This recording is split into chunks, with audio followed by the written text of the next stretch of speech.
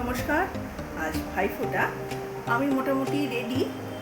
ভাইফোঁটার যা সরঞ্জাম লাগে সেগুলো মোটামুটি রেডি করে ফেলেছি, একটু বাকি আছে। ভাইদের জন্য ওয়েট করছি। মিষ্টি টিষ্টি সব কেনা হয়ে গেছে। চলুন আজকে এই প্রথম বছরের ইউটিউব করার পর শুরু করার পর এই প্রথম বছর আপনাদের সাথে ভাইফোঁটাটা ভাগ করে চলে গেছিলাম মিষ্টির দোকানে 5 রকমের মিষ্টি কেনবার জন্য। পছন্দ মতো খাজা গজা তো থাকতেই হবে, আর তার সঙ্গে 3 ধরনের মিষ্টি নিয়ে নিলাম।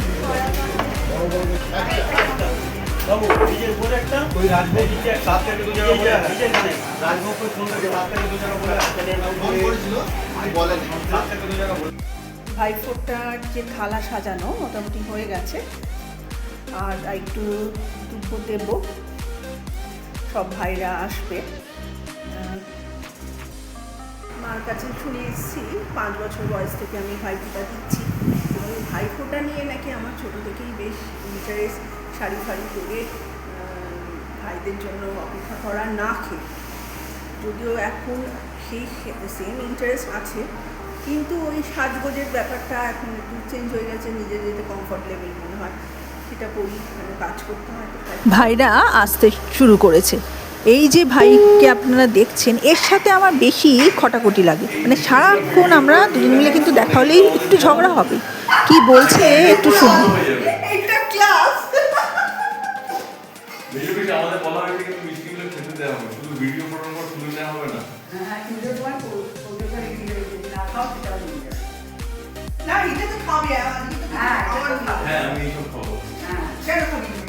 এগুলো প্লাস্টিকের মিষ্টি, এগুলো তো শুধু ভিডিওর জন্য নাকি মজা করে তৈরি করে?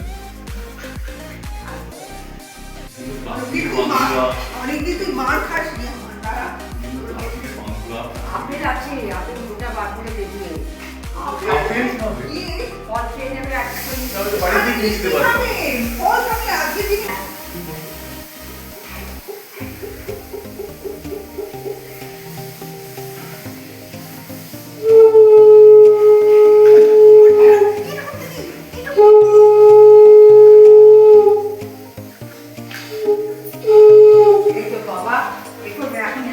এর সাথে আলাপ করে দিই, এ হচ্ছে আমার মাস্তুতো ভাই। আমরা 2 মাসের ছোট বড়, ও আমার থেকে 2 মাসের ছোট। আর এর সঙ্গেও ছোটোবেলায় মারপিট হতো, কিন্তু এখন বড় হয়ে গেলে আর মারপিট হয় না। এখনও আমাকে দিদিই বলে। এক সময় আমার খুব রাগ হয়, সবার সামনে আমাকে দিদি বলিস না, সবাই আমাকে বুড়ি ভাববে না, বলে এরকম ইয়ার্কি ঠাট্টাও হয়।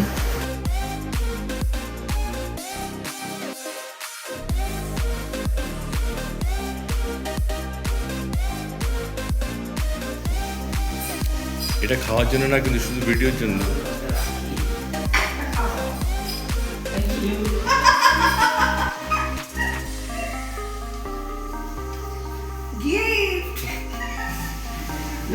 এই কি প্রণাম? প্রণাম প্রণাম প্রণাম। আর তোমার বিজয় থেকেও করছেও না তোমাকে, এইটা দিয়ে করি আমরা।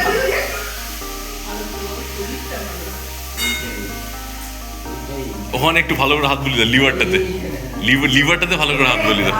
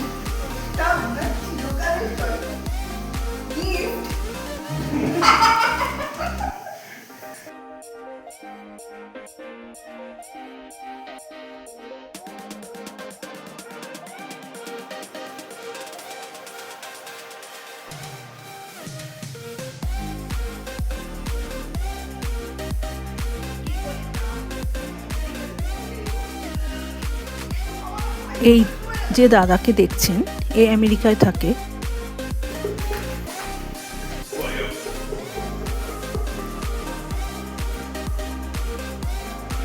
কি অদ্ভুত ব্যাপার বলুন, 2 সপ্তাহ আগেই ওদের চলে যেতে হয়েছিল আমেরিকায়। ভাইফোঁটায় থাকবে না, সেজন্য মনটা খুব খারাপ হচ্ছিল। এমনই মানে টান দেখুন, এমন একটা ঘটনা ঘটলো যে দাদাকে আবার কলকাতায় আসতে হলো। ভাইফোঁটা দাদাকে দিতে পারলাম। এবারে কি হয়েছে, পরপর ভাইরা এসছে একসাথে। ভাইদের সবার সাথে সবার অনেকের দেখা হয়নি।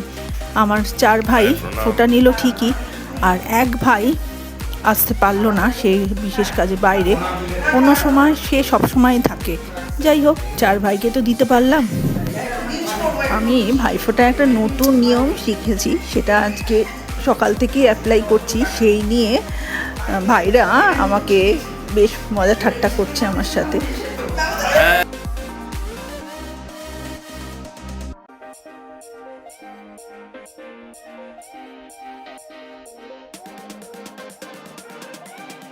এ হচ্ছে আমার ডাক্তার ভাই, অনেক রাতেই এসেছিল, অফটি ছিল।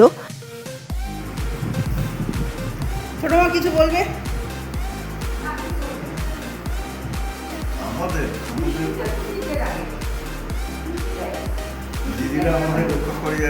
এবার শুরু হলো মায়ের ভাইফোঁটা দেওয়া। মা ছোট মামাকে ফোঁটা দেওয়ার পর এই খাওয়া দাওয়া যা হয়েছে সেগুলো হলো। এরপরে আমি আসি আমার ছোট ভাই, যে হ্যান্ডসাম ভাই, তার কথায়। সে আসতে পারেনি ঠিকই, সে আবার একটা গিফট পাঠিয়ে দিয়েছি।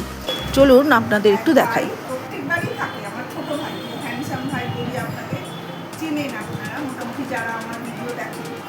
এবারে যেহেতু ছিল না, ও আমাকে এটা পাঠিয়েছে। এবার একটু আনপ্যাক করি কি আছে আমার সঙ্গে, আপনারাও দেখুন।